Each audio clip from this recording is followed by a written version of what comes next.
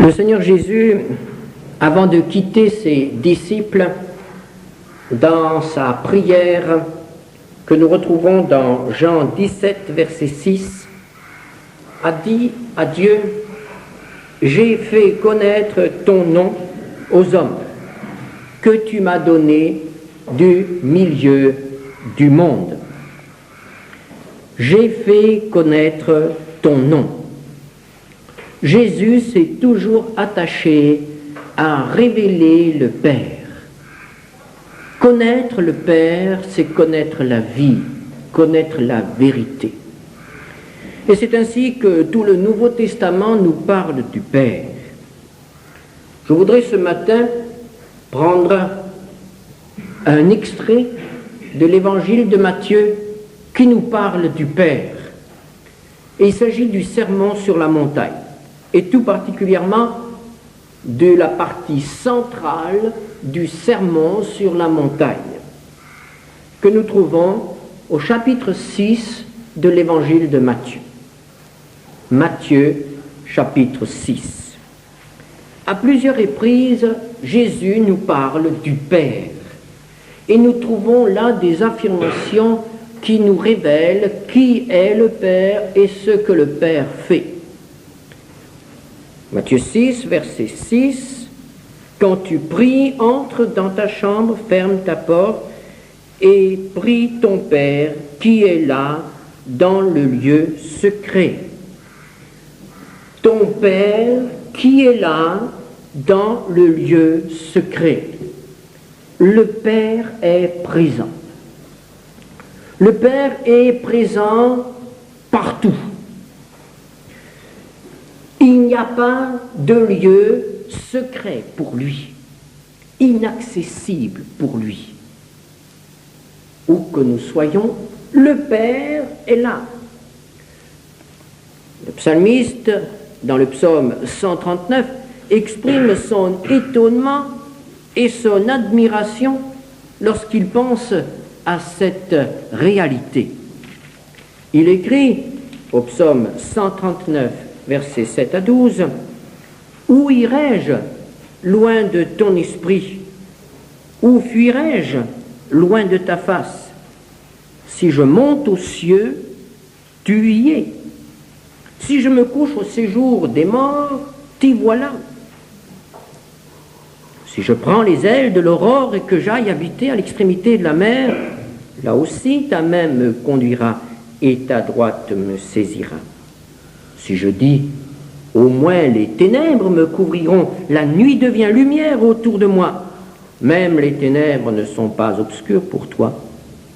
La nuit brille comme le jour et les ténèbres comme la lumière. Le Père est là. Le Père est présent. Où que je sois. Où irai-je? Où fuirai-je? Il est là. Je ne suis donc jamais seul. Je ne suis donc jamais abandonné. Même les hommes ne peuvent pas me mettre dans un lieu où le Père ne peut pas être avec moi.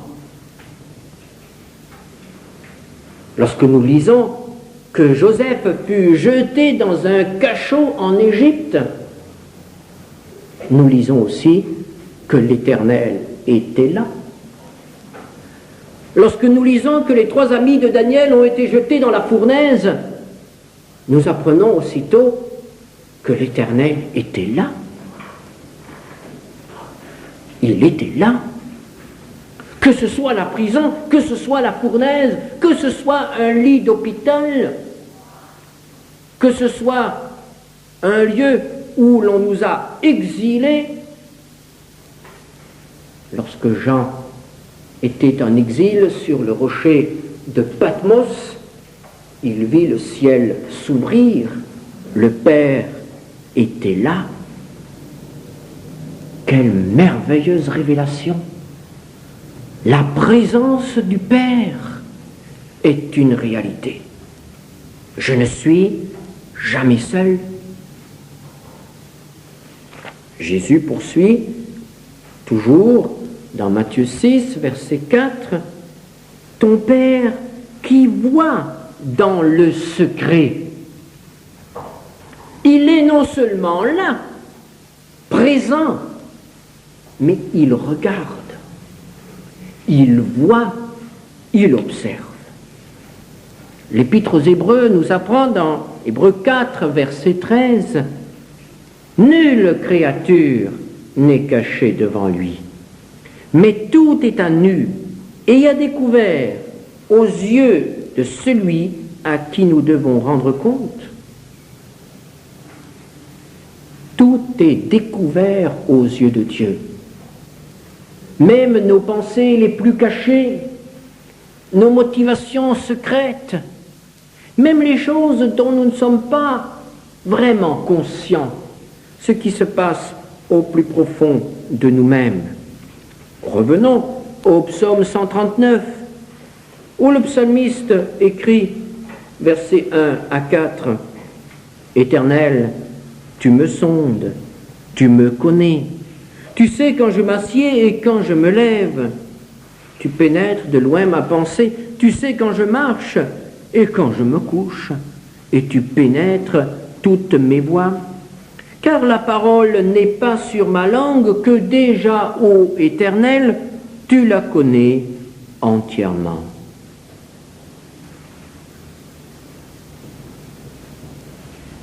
Le Père voit dans le secret. Il voit ce que les hommes ne peuvent pas voir. Il voit nos motivations, les raisons pour lesquelles nous faisons tel acte plutôt que tel autre, les raisons qui nous poussent à prendre telle décision plutôt qu'une autre. Les hommes de notre entourage peuvent s'y tromper. Ils peuvent attribuer nos paroles ou nos actions à d'autres motivations. Mais le Père qui est là voit. Le Père voit tout.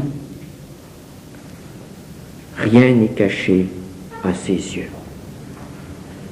Et c'est la raison pour laquelle Jésus dit aussi que le Père sait tout. Matthieu 6, verset 8. Votre Père sait de quoi vous avez besoin. Il sait. La connaissance du Père ne peut être limitée. Aucune chose ne peut échapper à sa connaissance. Le Père sait. Le Père est là. Le Père le voit. Le Père sait. Il est toujours là. Il voit tout. Il sait tout. Cela pourrait nous faire peur. Cela pourrait nous faire penser à un Dieu implacable auquel on ne peut absolument rien cacher. Ce que la Bible nous dit, c'est que ce Dieu qui est là, qui voit et qui sait, ce Dieu nous aime. Ce Dieu est bienveillant envers ses enfants. Ce Dieu aime pourvoir aux besoins de ses enfants. Et c'est la seconde révélation que nous accorde Jésus au sujet du Père. Le Père qui pourvoit. Au chapitre 6, toujours, verset 26, « Regardez les oiseaux du ciel, ils ne sèment ni ne moissonnent, et ils n'amassent rien dans des greniers, et votre Père céleste les nourrit. » Le Père qui nourrit les oiseaux. Chapitre 6, verset 30, « Si Dieu revêt ainsi l'herbe des champs qui existe aujourd'hui et qui demain sera jetée au four, ne vous vêtera-t-il pas à plus forte raison, gens de peu de foi ?» Et au chapitre 7, du verset 11, nous lisons « Si donc méchants comme vous l'êtes, vous savez donner de bonnes choses à vos enfants, à combien plus forte raison votre Père qui est dans les cieux donnera-t-il de bonnes choses à ceux qui les lui demandent? Le Père qui nourrit, le Père qui revêt, le Père qui est prêt à donner de bonnes choses. Quel bonheur de connaître ce Père! Quel bonheur de pouvoir dépendre de lui! Quel bonheur de pouvoir lui faire confiance! Quelle sera notre attitude en pensant à cette révélation que Jésus nous donne de son Père? Notre attitude sera de vivre consciemment en sa présence. Élie pouvait se présenter ainsi: l'Éternel devant lequel je me tiens. David pouvait s'écrier: l'Éternel est mon berger. Ces hommes savaient que Dieu était là. Ces hommes savaient qu'ils pouvaient compter sur Dieu. Ces hommes étaient conscients instant après instant qu'il est là. Est-ce que nous en sommes aussi conscients? Est-ce que nous vivons nos journées sous le regard du Père? Est-ce que nous sommes heureux sous le regard du Père? Il est là, il me voit, et je le sais, et je vis pleinement ma vie sous son regard. C'est cela la marche dans la lumière. C'est cela la communion avec lui, être conscient instant après instant de sa présence auprès de moi. Savoir qu'il est là. Et pourquoi est-il là? Il est là parce qu'il m'aime. Dieu est amour, nous dit l'apôtre Jean. Il est là non pas pour nous surveiller. Il n'est pas là comme le gardien de prison est devant la porte du condamné aux morts. Il n'est pas là comme le fauve qui guette sa proie. Non, il est là comme le Père. Le Père. Il n'est pas notre ennemi. Il n'est pas hostile. Il ne nous est pas indifférent. Mais il est là parce qu'il nous aime. C'est l'amour qui le rend présent. Il est là par amour pour nous faire du bien. Alors quelle sera mon attitude envers lui, sachant qu'il est là, sachant que je peux vivre instant après instant sous son regard? Mais cela doit se traduire par la confiance. La communion se traduit toujours par la confiance. C'est le refus de l'inquiétude. Pourquoi vous inquiétez-vous, dit Jésus, puisque votre Père est là?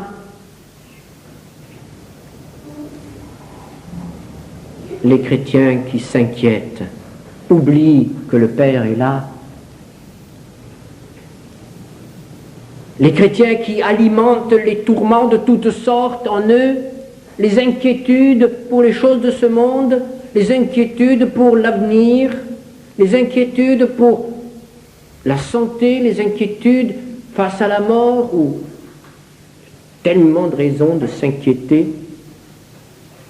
Le chrétien qui agit ainsi, qui nourrit l'inquiétude dans son cœur, ne se conduit pas comme le fils du Père, mais il se conduit comme un orphelin.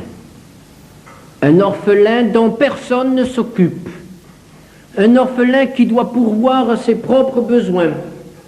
Un orphelin qui vit dans un monde hostile aux faibles, aux pauvres, aux isolés.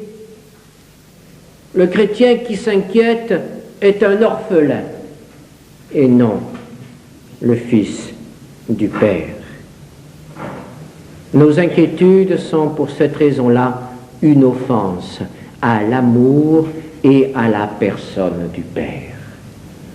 Le Père est là, le Père voit, Le Père sait, le Père pourvoit, le Père aime. Alors pourquoi les inquiétudes? Pourquoi? Vivons nos journées dans la confiance, sachant que quoi qu'il advienne, il sera là.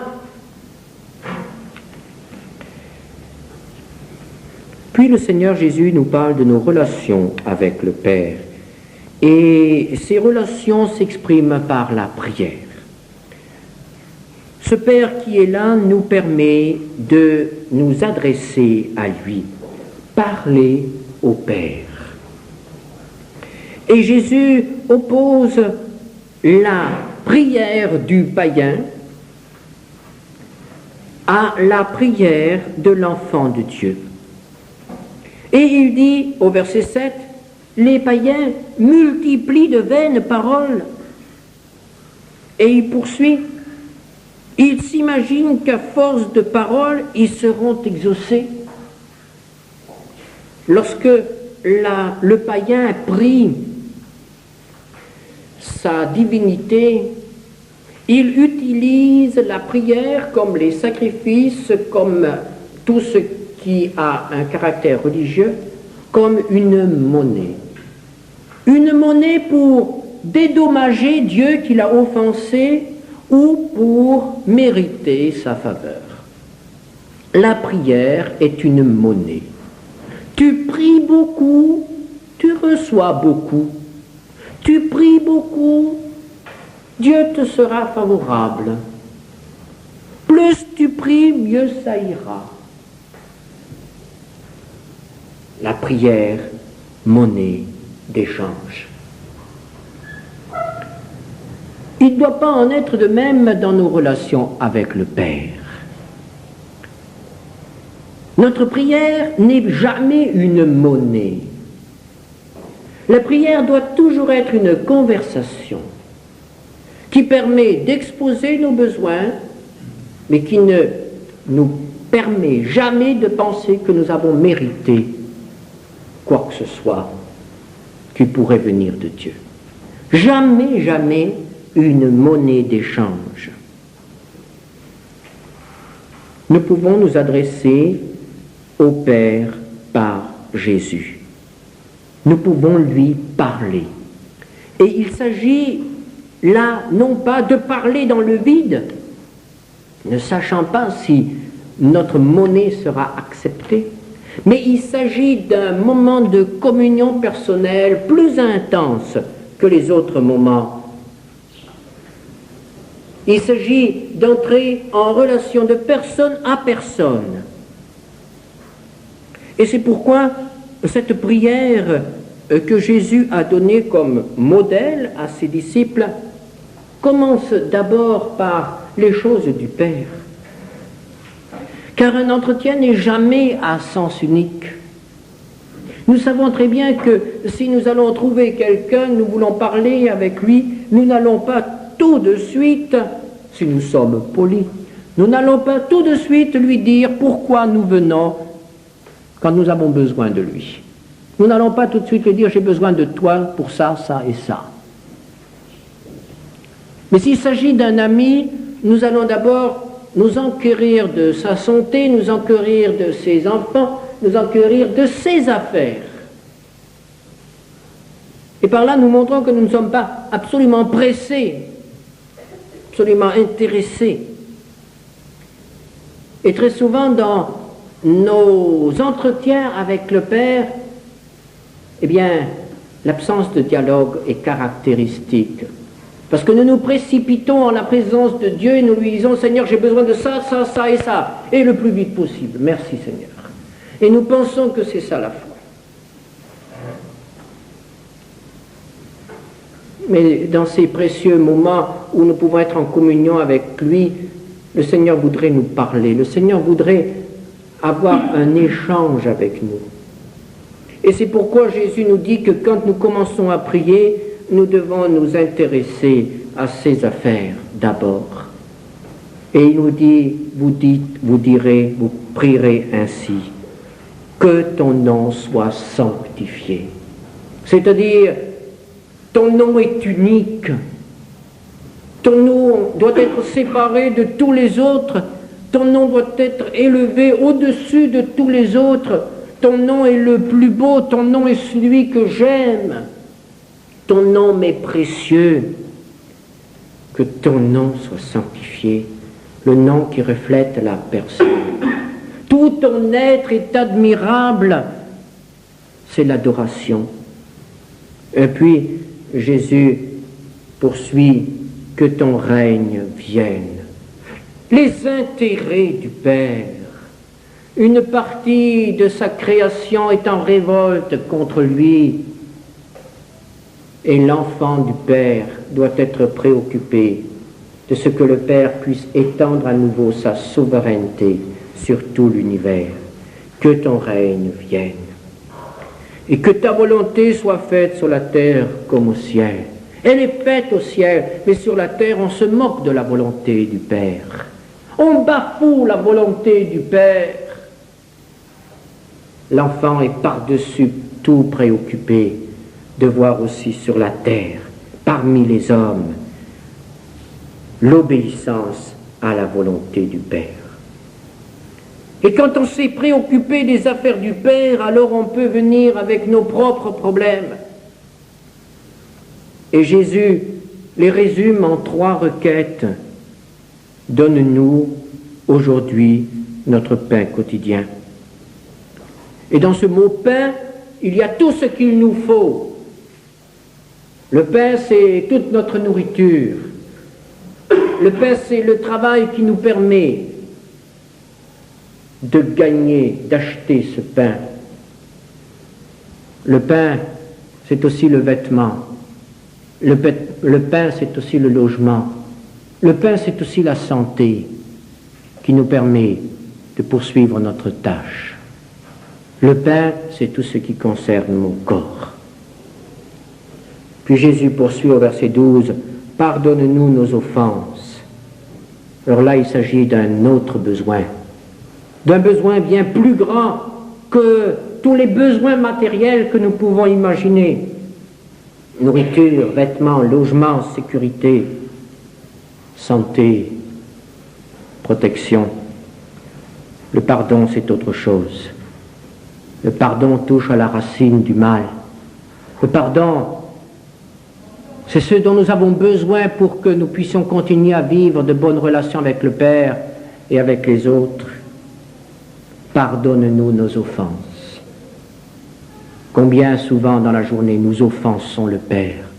Nous avons besoin, un besoin vital de ça, de son pardon.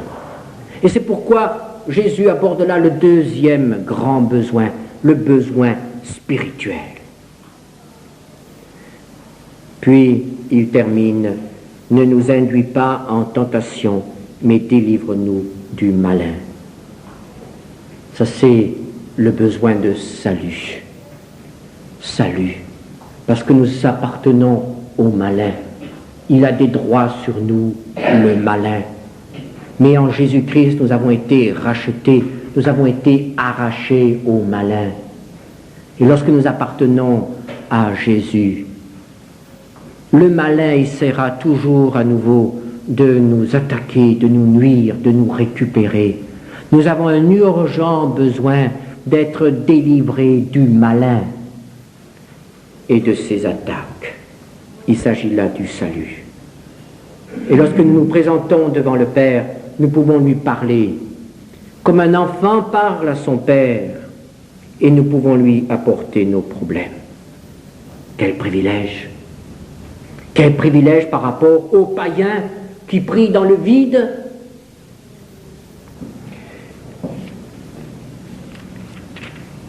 Et continuant la révélation du Père, Jésus nous parle maintenant de ce que doit être notre comportement en tant que fils. Chapitre 5, verset 45. « Afin que vous soyez fils de votre Père qui est dans les cieux, car il fait lever son soleil sur les méchants et sur les bons, et il fait pleuvoir sur les justes et sur les injustes. » Nous sommes fils parce qu'il nous a pardonnés. Nous sommes fils parce qu'il nous a adoptés en Jésus. Et ça, c'est son travail, c'est sa part, son œuvre. Il voudrait que nous nous comportions comme fils. Il voudrait pouvoir être heureux de nous appeler fils. Et quand est-ce que Dieu est heureux de nous appeler fils? Quand il voit que nous sommes animés du même esprit, des mêmes sentiments. Quand il voit que ses enfants commencent à suivre ses traces. Quel est le père qui ne se réjouit pas quand il voit ses enfants mettre en application son éducation, si elle est bonne? Quel est le père qui ne se réjouit pas lorsqu'il découvre que ses enfants lui ressemblent dans ce qu'il pense être une qualité? Et le Père céleste voudrait que ses enfants lui ressemblent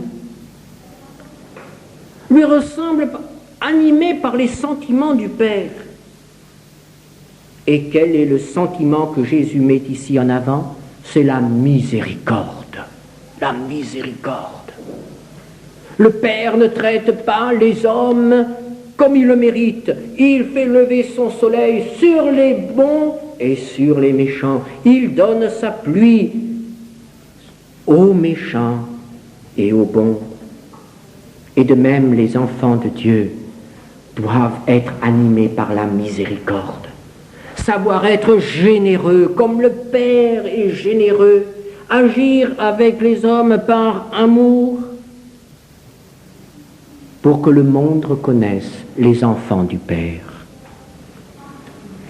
Un peu plus loin, verset 48, « Soyez donc parfaits comme votre Père céleste est parfait. » Ce mot peut faire peur. Mais dans l'Épître aux Hébreux, nous comprenons que ce mot « parfait » ne signifie pas que nous devons être absolument sans reproche, que nous ne pouvons pas commettre d'erreurs, que nous devons avoir une auréole sur nous. Ce n'est pas ce que la Bible enseigne quand elle parle de la perfection. Être parfait, c'est être adulte, être achevé, accompli. Hébreux 5, verset 14 nous dit « La nourriture solide est pour les hommes faits, les hommes parfaits, pour ceux dont le jugement est exercé par l'usage à discerner ce qui est bien et ce qui est mal. » Soyez donc des adultes, nous dit Jésus. C'est beau d'avoir des enfants bébés, mais quand à 20 ans, ils sont encore bébés, c'est un drame. Dieu se réjouit pour chaque âme qui passe de la mort à la vie, pour chaque naissance d'un enfant spirituel. Mais quelle tristesse dans le cœur de Dieu quand il voit qu'après 20 années de marche avec le Seigneur, avec lui, nous nous comportons encore comme de petits enfants.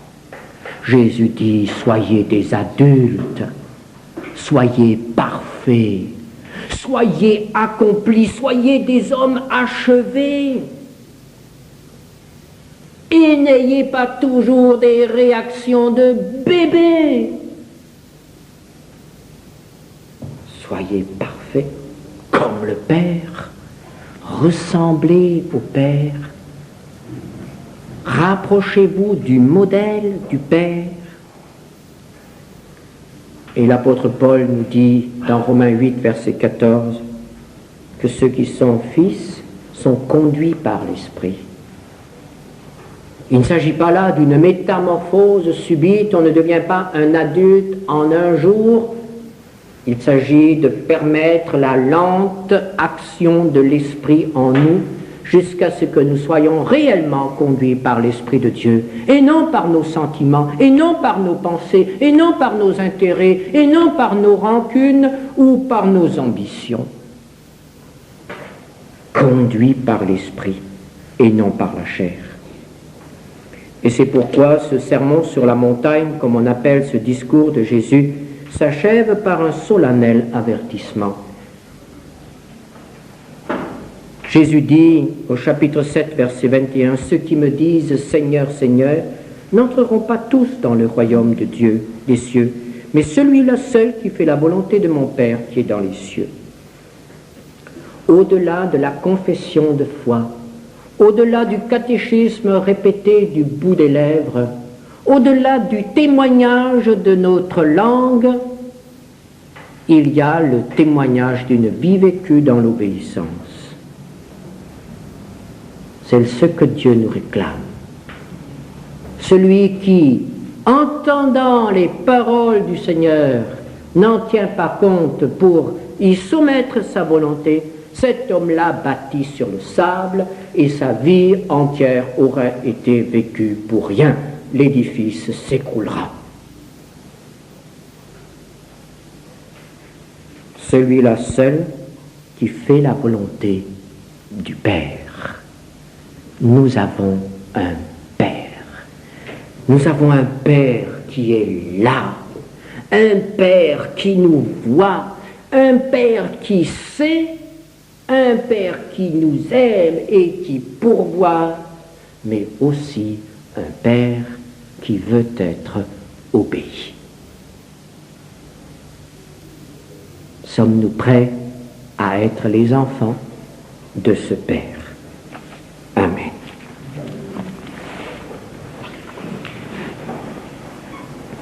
Nous t'adorons, Père céleste,